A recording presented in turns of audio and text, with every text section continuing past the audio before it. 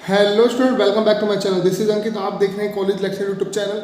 आज मैं आपके लेके आया हूँ इंपॉर्टेंट वीडियो जो कि रिलेटेड है आपके सेमेस्टर 3 से। जी हाँ दोस्तों, जो बच्चे बीए प्रोग्राम या ऑनर्स कर रहे हैं दिल्ली यूनिवर्सिटी एसओएल रेगुलर एनसीवीएफ से, उनके कोर्स में सेमेस्टर 3 में अगर इतिहास है तो उनके लिए वीडियो बहुत इंपॉर्टेंट होने वाली है।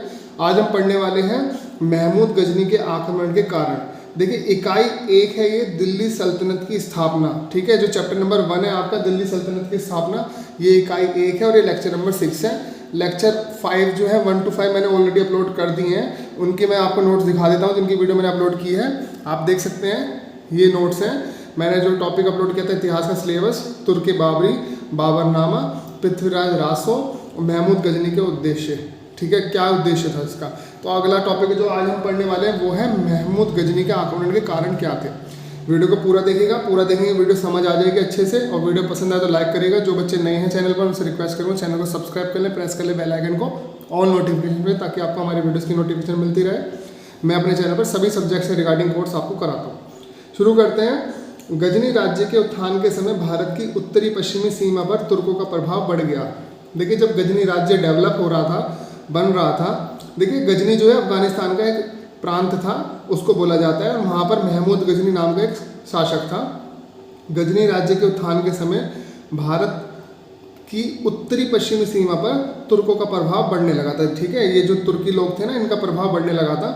मध्य एशिया में गजनी राज्य का एक नए साम्राज्यवादी आंदोलन का केंद्र बन गया था। यानी मध्य एशिया में, सेंट्रल एशिया में गजनी जो था राज्य, वो एक नए साम्राज्यवादी आंदोलन का केंद्र बन गया था, क्योंकि यहाँ से बहुत सारे आंदोलन हो रहे थे। ठीक है, और अलग अलग जगहों पर अटैक कर रहे थे ये लोग। ठीक है, लूटपाट कर रहे थे। मध्य एशिया में गजनी राज्य का उद्देश्य तुर्क एवं फारस पर अधिकार करना था तथा हिंद साम्राज्य को फैलाना था। ठीक है, जो गजनी का जो उद्देश्य था ना, महमूद गजनी का, उसका उद्देश्य था तुर्क और फारस पर अधिकार करके और इनकी स्थापना करना, इनके साम्राज्य को बढ़ाना था। गजनी और लाहौर गजनी साम्राज्य के महत्वपूर्ण प्रशासन केंद्र बन गए थे। देखिए, जो गजनी जगह अफगानिस्तान में जो प्रांत है, और लाहौर जो इस समय पाकिस्तान में है, वो जो है गजनी साम्राज्य के महत्वपूर्ण प्रशासन केंद्र बन गए थे, क्योंकि यहाँ से जो महमूद गजनी अपना प्रशासन को चला रहा था। सन 1000 ईस्वी से 1026 ईस्वी के बीच गजनी ने भारत पर 17 बार आक्रमण किया। ये आपने सुना भी होगा, 17 टाइम्स इसने हमारे ऊपर आक्रमण किया था। इसमें से सबसे महत्वपूर्ण सोमनाथ मंदिर वाला आक्रमण 1024 से 26 के बीच में था। ठीक है, जो सोमनाथ मंदिर पर आक्रमण किया था उस पर। उन दिनों सोमनाथ का मंदिर अपनी अपार संपत्ति के लिए प्रसिद्ध था। भारत में पंजाब के बाहर यह उसका अंतिम अभियान था। ठीक है, जो भारत में पंजाब के बाहर उसका अंतिम अभियान था, क्योंकि 1030 ईस्वी में गजनी में महमूद की मृत्यु हो गई थी। ठीक है, आगे बढ़ते हैं। देखिए, मैं आपको बता दूं कि ये जो टॉपिक मैं आपको पढ़ा रहा हूँ इसको मैं सपोर्ट नहीं करता हूँ, ना ही ये टॉपिक मैं अपने पॉइंट ऑफ व्यू से लिख रहा हूँ। ये मैं दिल्ली यूनिवर्सिटी की बुक के अकॉर्डिंग नोट्स बना के आपको प्रोवाइड करा रहा हूँ, ना मैं इसके सपोर्ट में हूँ ना इसके खिलाफ। ठीक है ना, तो आप इसको उस हिसाब से देखिएगा। आगे बढ़ते हैं।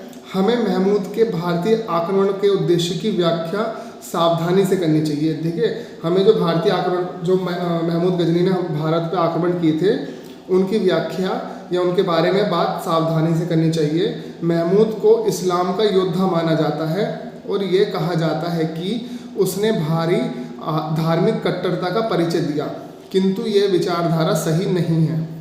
वास्तव में महमूद एक मूर्तिभंजक आक्रमणकारी था। ठीक है, उसके आक्रमण का उद्देश्य धन प्राप्ति था, जिससे मध्य एशिया में एक विशाल साम्राज्य स्थापित किया जा सके। यानी कि वो जो यहाँ पर है सिर्फ पैसा लूटने आया था, धन लूटने आया था, ताकि अपने सेंट्रल एशिया में अपने देश की स्थापना कर सके या अपने देश की सीमाओं को बढ़ा सके। प्राचीन काल से ही भारत में मंदिर हिंदुओं के सामाजिक और आर्थिक गतिविधियों के केंद्र रहे हैं, क्योंकि यहाँ पर देखिए बहुत ज़्यादा सामाजिक रूप से कार्य होते थे, मंदिरों में होते हैं अब भी। और यहाँ पर बहुत सारे आर्थिक, यानी पैसों का चढ़ावा आता है, कहते हैं ना पैसे चढ़ाते हैं हम लोग, तो पैसों का चढ़ावा आता है। इसकी वजह से ये आर्थिक गतिविधियों के केंद्र थे। यहाँ से व्यापारिक काम भी कुछ होते थे। मूर्तियों के साथ साथ इन्हीं मंदिरों में सोना, चांदी, हीरे जवाहरात और खजाना आदि रखा जाता था। देखिए, यहाँ पर महंगी महंगी मूर्तियाँ होती थी, सोना, चांदी, हीरा जवाहरात होते थे, तो ये इसे लूटने आता था महमूद ने इन मंदिरों का धन संबंधी महत्व अच्छे से समझ लिया था कि यहाँ पर जो है धन का बहुत ज़्यादा ज़रूरी है, और उसका महत्व इन्होंने समझ लिया था। महमूद ने इन मंदिरों को का धन संबंधी महत्व अच्छे से समझ लिया था। यह सच है कि मंदिरों के धन ने ही उसकी वित्तीय व्यवस्था को सुरक्षित रखा या किया, क्योंकि यहाँ से जो उसने पैसे लूटे, ये जो है उसकी वित्तीय व्यवस्था को सुरक्षित इसने किया। यहाँ से अपने पैसे को लूटकर, हमारे यहाँ के मंदिरों के पैसों को लूटकर अपनी वित्तीय व्यवस्था को बनाया और अपने साम्राज्य को आगे बढ़ाया। ठीक है, आगे बढ़ते हैं।